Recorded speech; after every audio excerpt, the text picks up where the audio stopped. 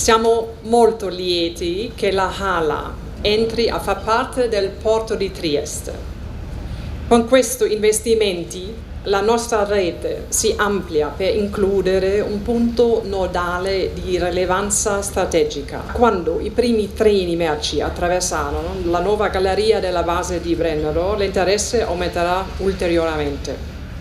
Per questo motivo ci siamo impegnati qui a Trieste. È una giornata storica per il porto di Trieste che diventerà snodo logistico principale in Europa per il traffico container e Angela Tizrat può dirsi più che soddisfatta. Rappresenta una delle principali aziende logistiche al mondo, la HHLA Hamburger Hafen und Logistik AG, con la sua sede storica nel porto di Amburgo, che è addirittura patrimonio UNESCO. È una compagnia ferroviaria controllata, Metrotrans, movimenta 7 milioni di container l'anno e grazie all'accordo sottoscritto con i soci ICOP e Francesco Parisi diventerà a fine anno il primo azionista della piattaforma logistica di Trieste, affacciata sull'Alto Adriatico appena completata. Un accordo salutato dal ministro allo sviluppo economico Stefano Patuanelli. Pensare che la più grande società di gestione del porto di Amburgo, che è certamente uno dei più grandi porti europei, decida di investire con un'azienda partecipata e controllata dalla municipalità hamburghese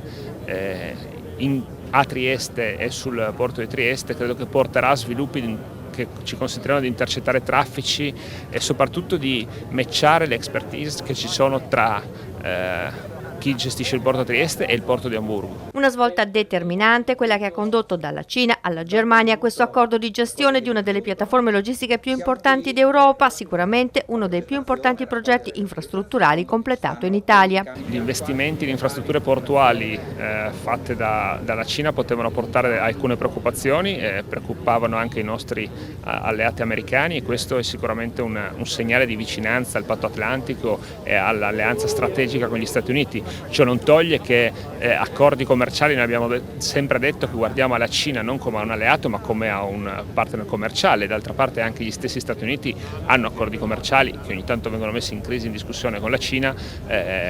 Ciò non toglie che è evidente il nostro sguardo è rivolto oltreoceano verso gli Stati Uniti, e questa è la dimostrazione. Inevitabile un riferimento al sistema industriale italiano all'indomani dell'Assemblea di Confindustria che, pur sottolineando la necessità di una svolta, ha suggellato un clima collaborativo con il governo. Noi dobbiamo avere la capacità non di costruire un puzzle con 200 cose, ma andare in profondità a risolvere alcuni dei problemi che senza queste risorse non riusciremo a risolvere. Credo dal punto di vista industriale vanno dati gli strumenti alle imprese per fare questo percorso di transizione senza morire.